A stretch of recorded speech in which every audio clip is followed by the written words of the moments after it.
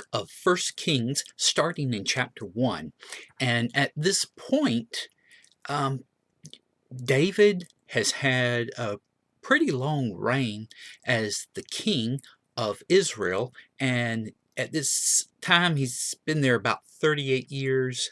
He's going to end up reigning for 40 years. But he is pretty old. He has had a lot of difficulties in the previous few years before that, where there were rebellions against him coming from his own family. And he is not in real good health. And his oldest surviving son, Adonijah, starts acting like he is the king and getting people to go ahead of him and proclaim him as the next king.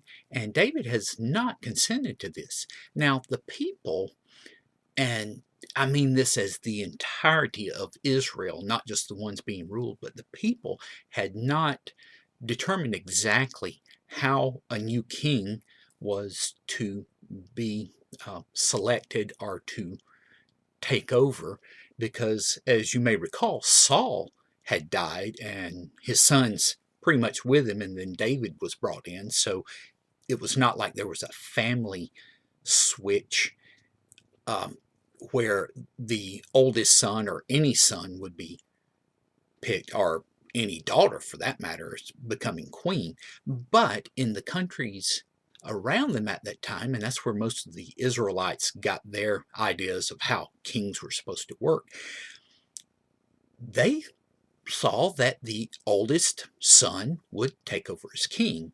So Adonijah had some support for this, and so he brought together a lot of people, and these were parts of royalty. They were big leaders. They were certain priests and all, and he's having sacrifices and all, and he's sort of trying to become king by acting like he is the king and getting everybody to go along with it.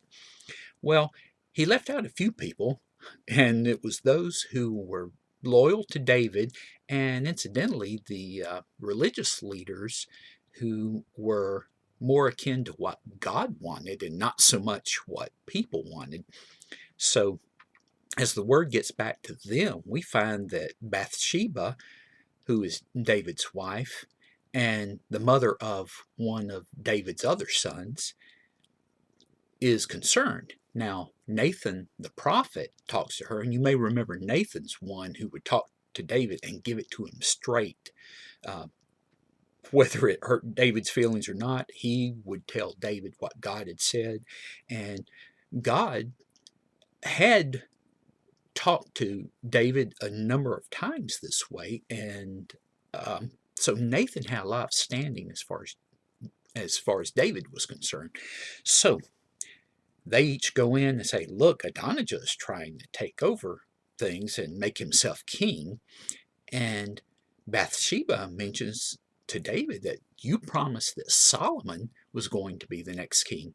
Now, it's kind of interesting that that does not appear anywhere in the Bible.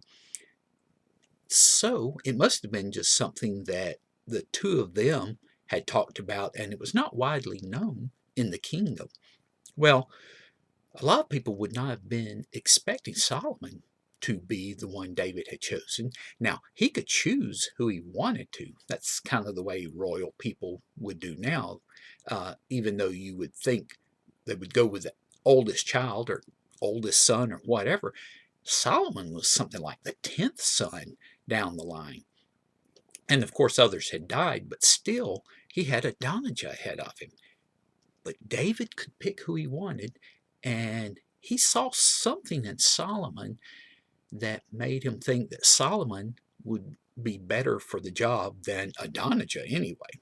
And we can see the way Adonijah's acting that David was right about that. So he advises Solomon on certain things and how to rule, and they immediately set up a lot of events, and we're talking about in a very short amount of time, to show that Solomon has been picked by David and he's going to be the ruler. And he does that mainly because if David dies before he uh, makes Solomon the next in charge, then likely some bad things are going to happen to Bathsheba and Solomon and anyone else who was loyal to David. Well, Adonijah hears about this, and the people at the party hear about this, and a lot of them scatter because they realize that, wait, if we're over here saying Adonijah's king and David has picked somebody else, we could be seen as being rebellious and end up getting killed for it.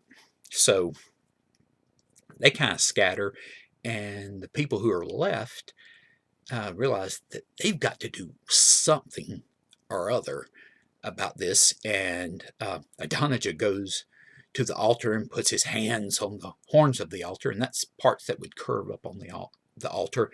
And he saw that as being a way of asking for protection. And generally, people who did that would not be killed, at least right away. And Adonijah gets brought in and told by now King Solomon that if you behave, you're not going to be killed. So don't worry about it. If you do something, you're going to be in trouble. Now, David had advised on certain people what to do with them, and these were troublemakers. One of them was Joab, who was the head of the army.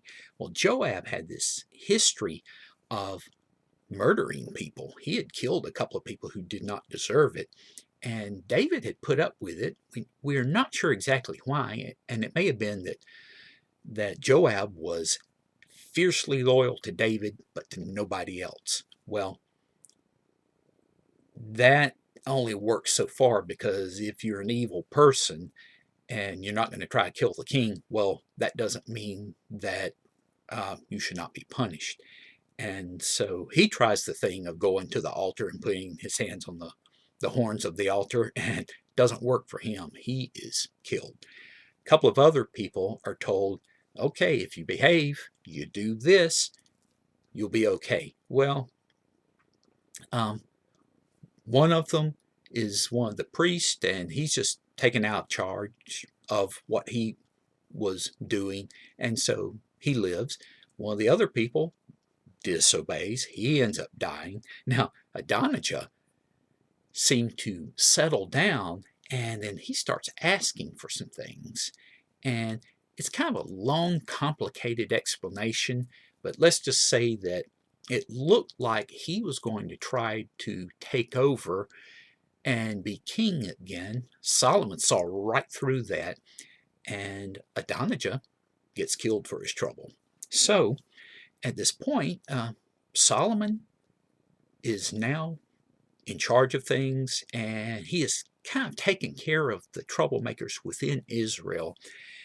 And David dies, and now Solomon's kind of on his own, and he's worried because he knows there are a lot of things about being a king that he has not learned yet. Well, God comes to Solomon in a dream. Solomon doesn't realize it's a dream. And God says, what would you like from me? Well, normally somebody in that position, somebody who's become king, would want either great riches or a long life, or wants his enemies killed or something like that. But Solomon asked for something different. He says, I really don't know anything about this job and how to rule wisely. Would you give me the gift to be able to rule wisely and to make good decisions? Now, God likes that answer, and that's a clue to us that, hey, that may be something we should be asking God for instead of some of these selfish things we may ask for.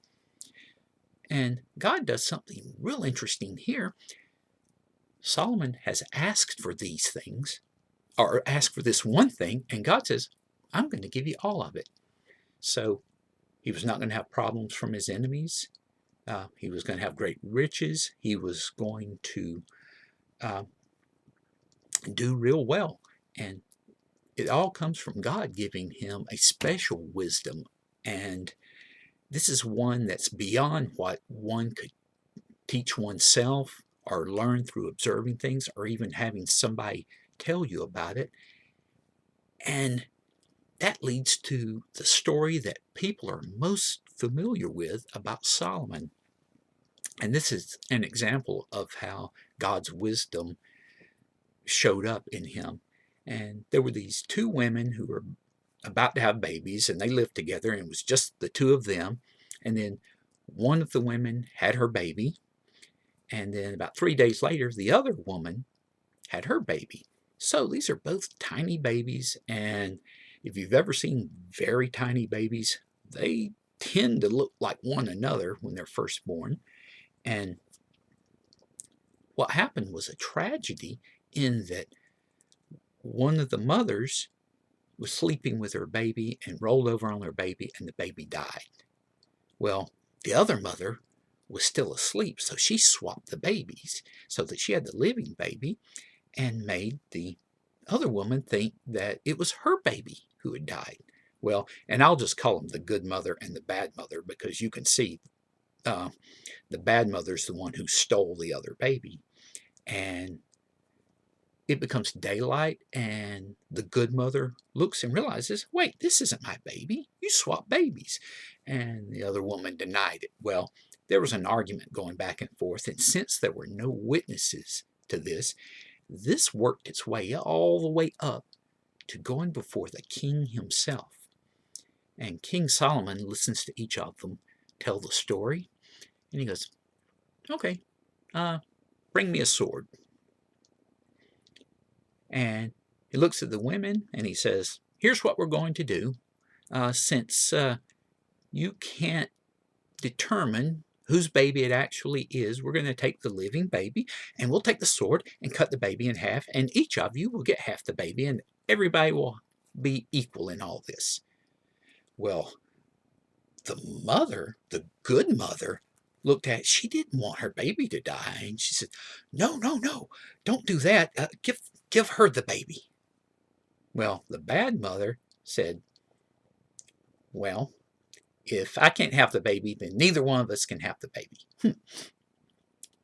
And Solomon knew right then who was the real mother and who was not.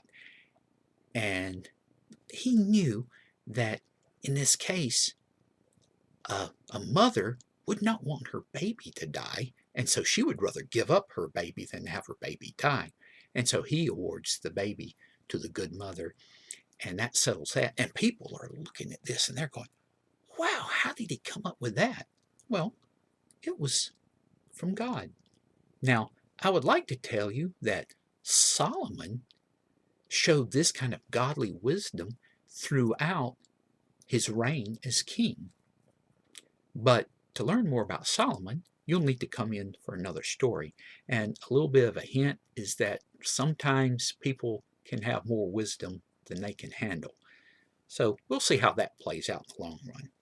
Today's tie, I brought the Superman symbol tie because that S could be for Solomon, and you could say he had a superpower granted by God, and that superpower was wisdom.